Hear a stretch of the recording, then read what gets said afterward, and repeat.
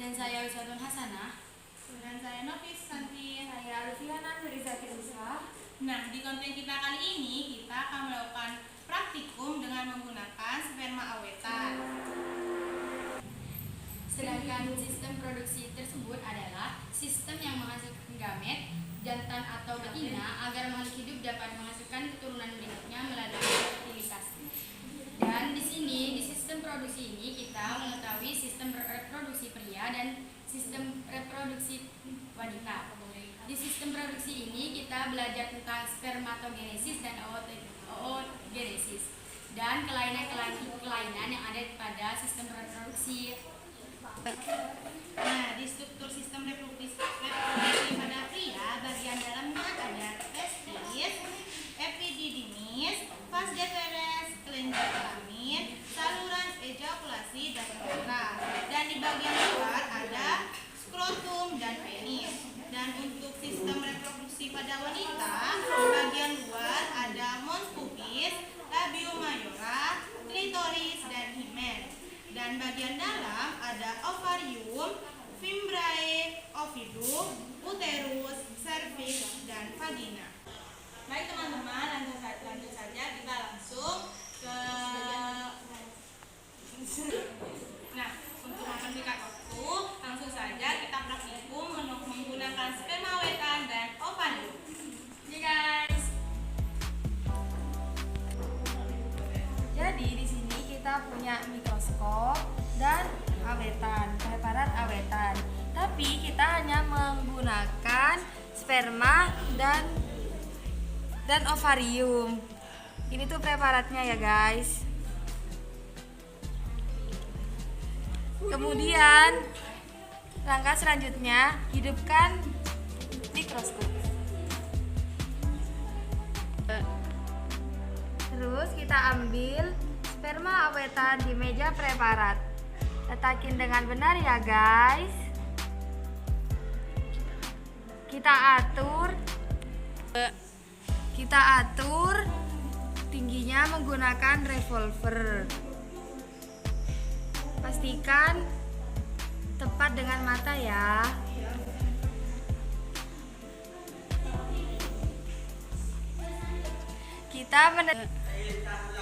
Kita atur penggunaan lensanya, mulai dari lensa yang paling besar sampai yang paling kecil, atur hingga pas ya.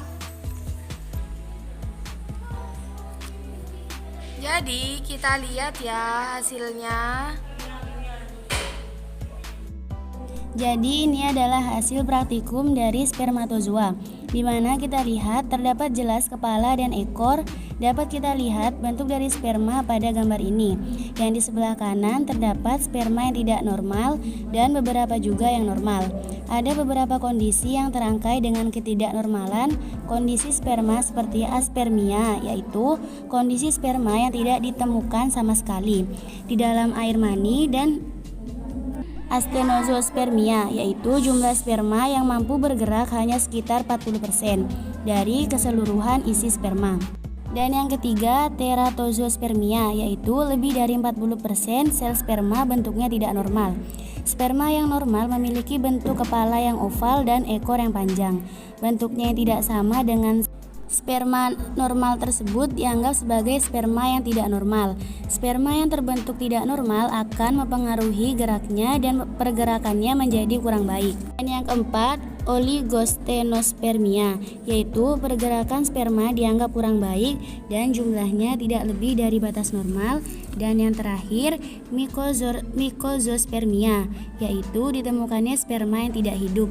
Setelah kita amati awetan sperma, lanjut kita ganti dengan akvarium.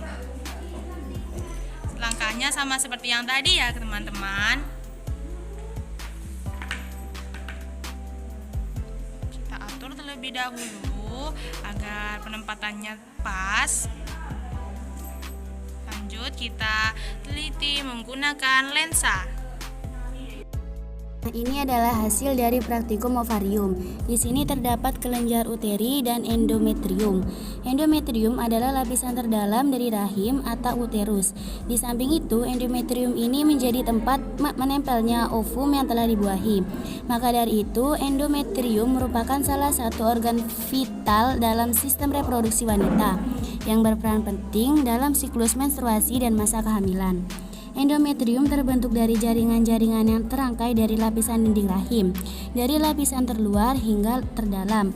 Endometrium juga bisa mengalami kelainan yang dapat menyebabkan kondisi lebih serius seperti endometriosis, hiperplasia, hingga kanker.